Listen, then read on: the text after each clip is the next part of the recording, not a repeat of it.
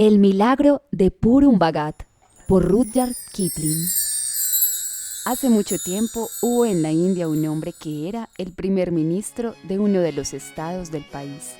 Era un brahman y pertenecía a una casta tan alta que el tema de las divisiones sociales no le preocupaba demasiado.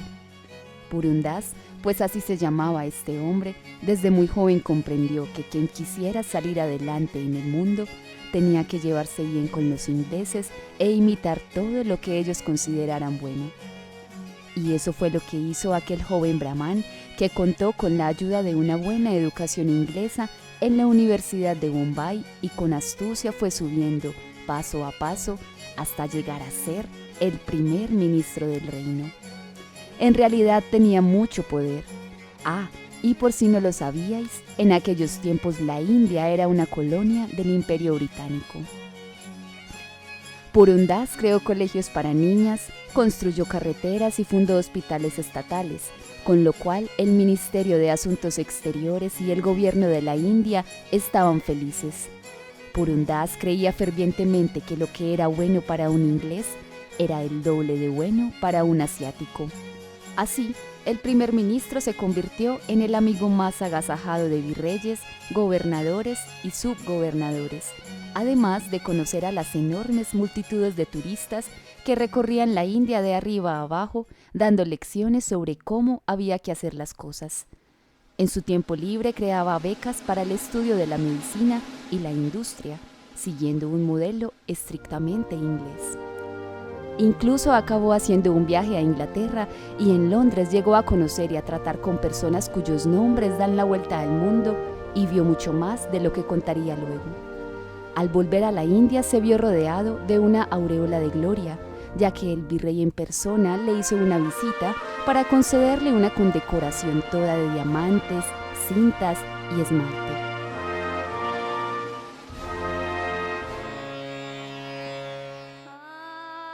Pero al mes siguiente de todo este jolgorio, no imagináis lo que este condecorado ministro hizo. Y es que Purun Das, en lo referente a los asuntos mundanos, murió, por así decirlo. La enjollada condecoración de la orden volvió a manos del gobierno de la India y se nombró otro primer ministro. Purun Das, cogiendo el cuenco para mendigar y poniéndose la vestimenta de color ocre típica de los santos de la India, abandonó con la mirada humilde la gran ciudad. Ahora iba a desprenderse de todas sus riquezas, igual que un hombre deja caer el manto que ya no necesita. Era ya un mendigo, un errante, sin hogar, dependiendo del prójimo para conseguir el pan de cada día. De noche extendía la piel de antílope donde estuviera al oscurecer, unas veces en un monasterio junto al camino, otras junto a un templo, otras veces en las afueras de una pequeña aldea india donde los niños se le acercaban sigilosamente con la comida que sus padres habían preparado, y otras veces en las cuestas de los pastos desnudos en el campo. Todo le era igual a Purun Das, o Purun Bhagat, como se llamaba a sí mismo ahora. La tierra, la gente y la comida eran todos lo mismo, pero inconscientemente los pies le fueron llevando hacia el este y hacia el oeste, desde el sur hasta el norte y a lo largo y ancho de toda la India, hasta que un día vio la línea lejana del gran Himalaya. Allí, dijo Purun Bhagat, allí me sentaré a adquirir sabiduría. Y el viento frío del Himalaya le silbó en los oídos al avanzar por el camino que lo llevaba del Himalaya al Tíbet. Una tarde, luego de un ascenso de 2 días, se encontró frente a una gran cordillera y a la sombra de unos árboles había un templo abandonado. Purun Bhagat barrió el suelo de piedra dejándolo limpio y se preparó un pequeño hogar de barro en la parte trasera del templo. Extendió la piel de antílope sobre una capa de hojas secas, se colocó el bastón bajo el brazo y se sentó a descansar. Aquí hallaré la paz, dijo Purun Bhagat. A los pies de la ladera había un valle, y en cuanto los aldeanos del valle vieron que había humo en el templo abandonado, el sacerdote del pueblo subió por los terraplenes de la pendiente para saludar al forastero.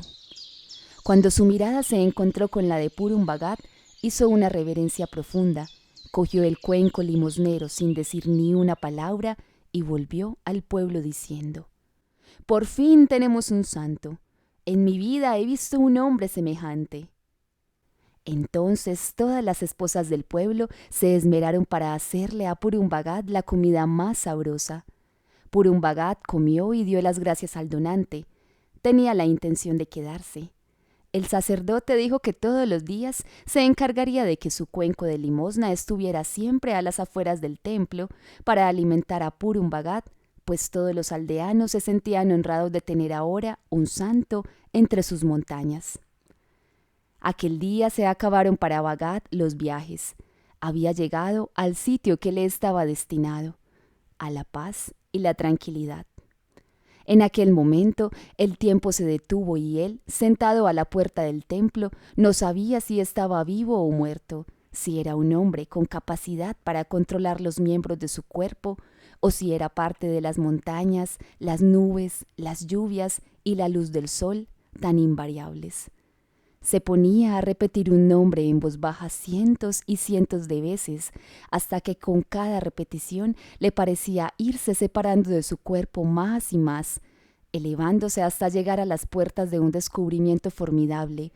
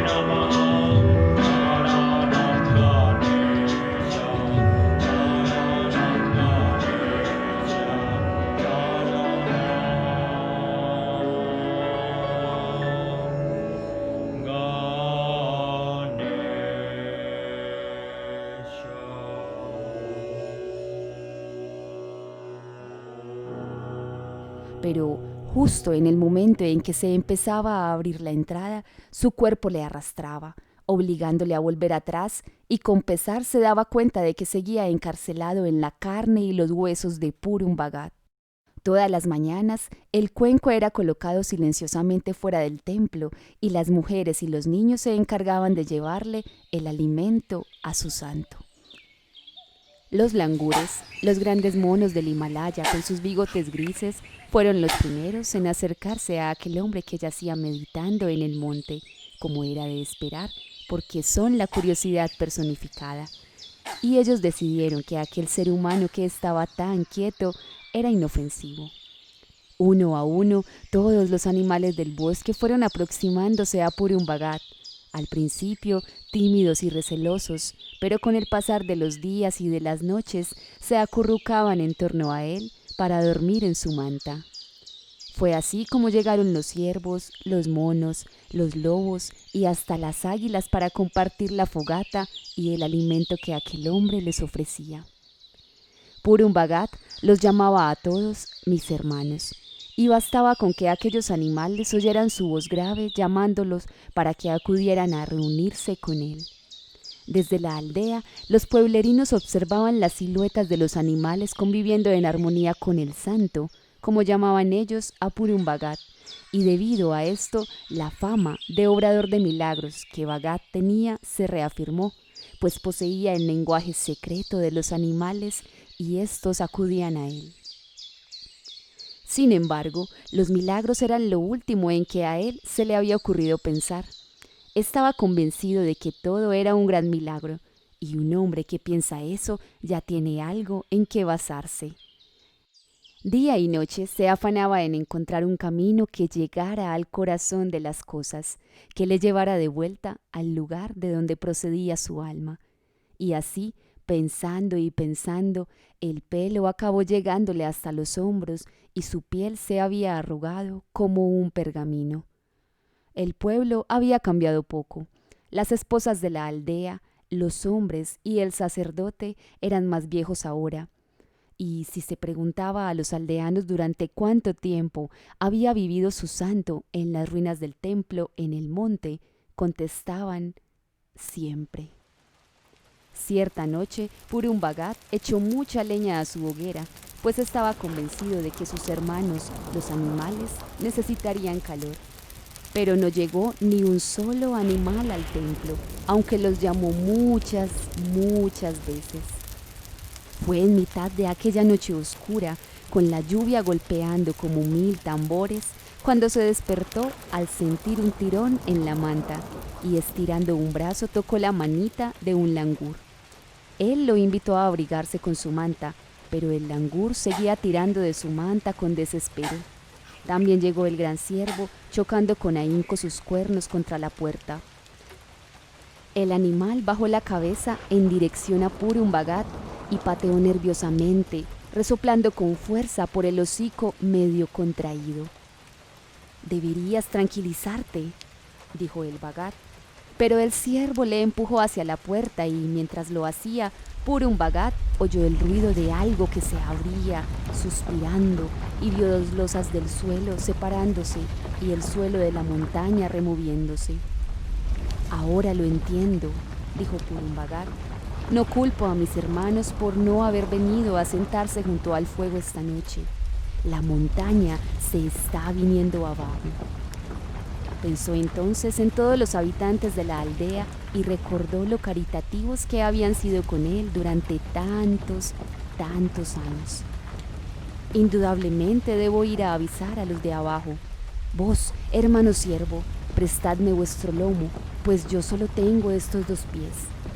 Se asió al cuello del ciervo y con la mano izquierda tomó una antorcha en alto y salió del templo, descendiendo a toda prisa hasta la aldea. Al llegar a la aldea, Purun Bhagat golpeó con su bastón en las ventanas de la casa del herrero mientras la antorcha resplandecía. «¡Arriba y a la calle!», gritó Purun Bhagat, y se sorprendió ante su propia voz, pues hacía años que no le hablaba a un hombre en voz alta. «La montaña se cae, la montaña se está viniendo abajo, arriba y a la calle todo el pueblo».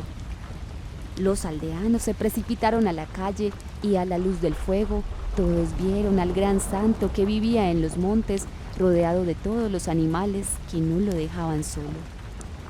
«Cruzad el valle y subid al monte opuesto», gritó Purun Bhagat, «que no se quede nadie, nosotros os seguimos». Y todos echaron a correr como solo los montañeses saben correr, pues sabían que cuando hay un derrumbamiento de tierra se debe subir a la parte más alta del lado opuesto del valle. Fueron ascendiendo por la montaña opuesta, llamándose unos a otros por sus nombres, y pisándole los talones, subía trabajosamente el enorme ciervo, cargado con el peso de Purun Bhagat, que se estaba quedando sin fuerzas. Al fin, el ciervo se detuvo a la sombra de un pinar espeso, a más de 150 metros de altura sobre la pendiente. Su instinto, que le había advertido que iba a haber un derrumbamiento, le decía que aquel lugar era seguro. Purun Bhagat, medio desmayado, se dejó caer junto a él, pues la lluvia helada y aquella subida precipitada lo estaban matando. Pero primero gritó a la muchedumbre que tenía delante: «Parad y contad cuántos sois». Después susurró al ciervo: Quedaos conmigo, hermano, quedaos hasta que muera.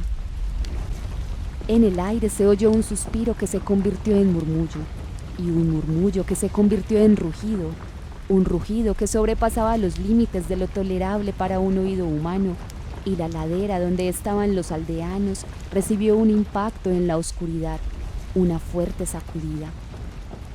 Entonces, una nota firme, profunda y clara como el do de un órgano, apagó todo lo demás durante, quizá, unos 5 minutos, mientras los pinos temblaban hasta las raíces, hasta que aquel estrépito fue desapareciendo gradualmente. Todos los aldeanos se acurrucaron bajo los pinos y esperaron a que llegara el día. Al amanecer, miraron hacia el otro lado del valle y vieron que lo que había sido bosque, terraplén cultivado y pasto cruzado de senderos, era ahora una mancha viscosa. Un trozo de la montaña se había derrumbado en masa, cortado en pico de arriba a abajo. Y los aldeanos, de uno en uno, avanzaron por el bosque de puntillas para rezar ante su santo, pero Purun Bhagat yacía muerto, sentado con las piernas cruzadas, la espalda apoyada en un árbol y el rostro mirando hacia el noroeste. El sacerdote dijo: «Contemplad otro milagro más, pues esta es la postura en que deben ser enterrados los santos. Por tanto, en este lugar construiremos un templo a nuestro Purun Bhagat». Antes de que hubiera pasado un año, ya habían levantado el templo, un santuario pequeño de piedra y barro, y llamaron al lugar la montaña del Bhagat. Y hoy día siguen rindiéndole culto con antorchas, flores y ofrendas. Pero no saben que el santo de su devoción es el difunto Sir Purun Das, que fue en otras épocas un importante ministro adorado por la más alta sociedad inglesa.